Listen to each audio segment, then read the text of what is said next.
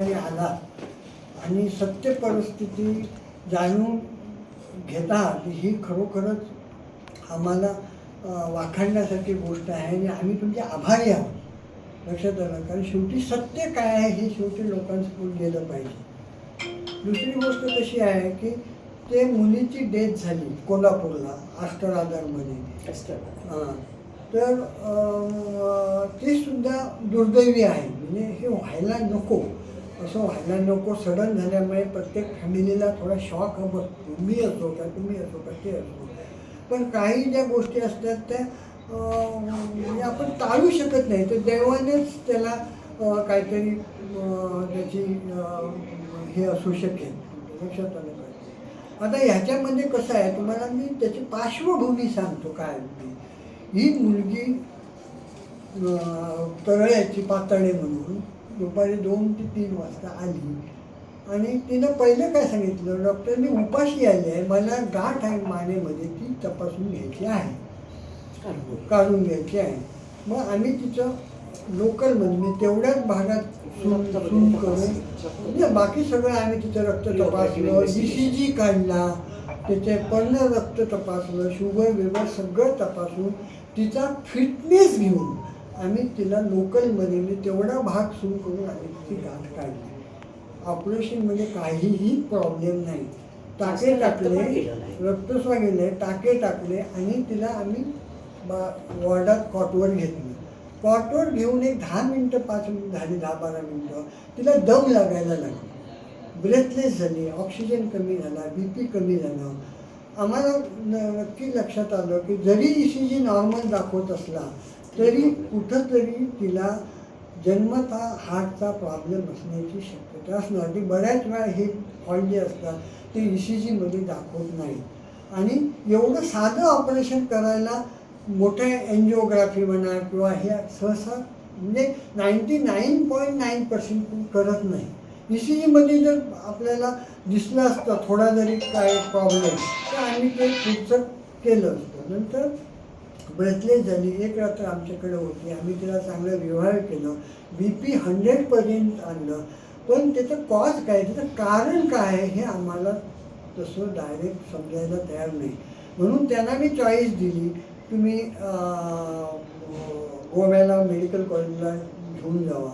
तुम्ही हां बोला सगळी बोलत होती, सगळं सांगत होती. 100 शिफ्ट केलं किंवा तुम्हाला डेरवनला घेऊन जावा, ह्याला डेरवनला घेऊन जावा, कोल्हापूरला घेऊन जावा. तर त्यांनी कोल्हापूरला त्यांच्या कोणतरी माहितीचं असल्यामुळे त्यांनी कोल्हापूर प्रेफर केलं.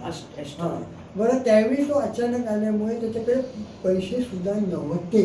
मग मला म्हणाला डॉक्टर माझ्याकडे आता तुम्ही म्हणताय माझ्याकडे पैसे नाही आहेत तर काय करू. शेवटी म्हटलं तुला मी माझी ॲम्ब्युलन्स देतो, तू फ्रीमध्ये जा. माझी सिस्टर दिली, मी माझा डॉक्टर एक दिला आणि अष्टराधामध्ये तिला पोचवलं. ज्यावेळी त्याला हँडओव्हर केलं त्यावेळी त्याचं BP 100 होतं, ऑक्सिजन 97 होता. कारण त्या डॉक्टरने त्यावेळी त्या डॉक्टरांशी बोलली.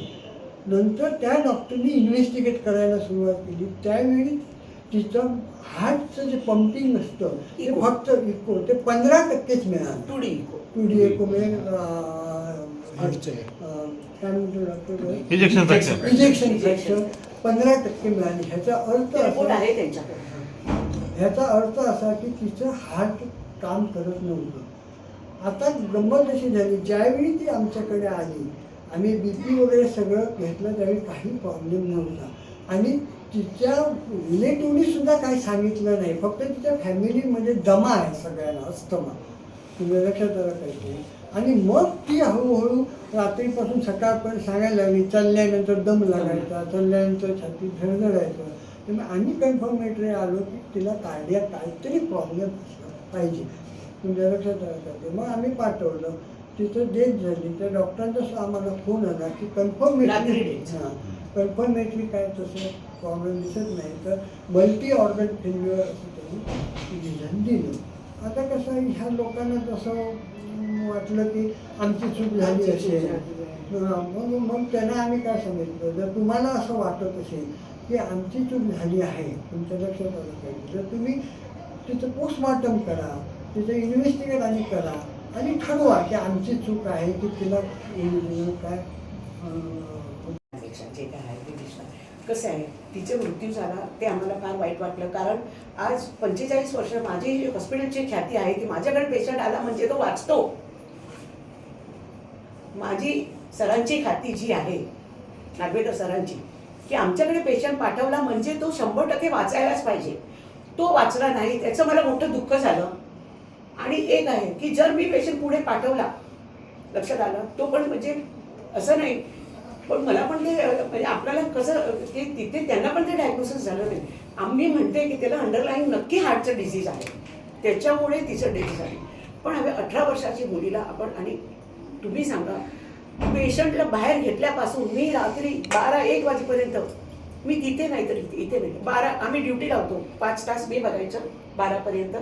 मला पुढे जागरण झेपलं नाही की ह्यांनी 12 ते 5 ह्यांनी बघायचं. पुढे मिनल्ली बघायचं, सोनोनी बघायचं, मयुरी बघायचं, अशी आमच्या ड्युट्याच असतात. आमच्या चौघांच्या ड्युट्याच असतात. 4-4 तास ह्यांनी बघायचं, ह्यांनी मी. एवढं केल्यानंतर जर ती आता एक्सपायर झाली, माझं तर म्हणणं आहे की तिचं बॅडलक आहे, त्याच्याबरोबर माझंही बॅडलक असं नाही. माझ्या हॉस्पिटल असं होणं हे मी कल्पनाच करू शकत नाही. मी कल्पना करू शकत नाही माझ्या हॉस्पिटलला असा प्रसंग कधी येईल असा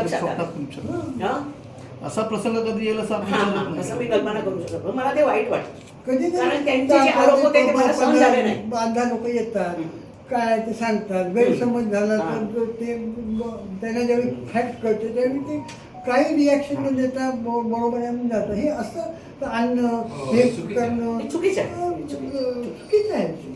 लक्षात आलं. ठीक आहे, असू दे. त्यांचे भावना आहेत ते आपण त्यांच्या भावनांना पण आपण आदर दिला पाहिजे. सर एक मगाशी वाक्य बोलत की त्यांच्या दुःखात आम्ही सहभागी बोलत.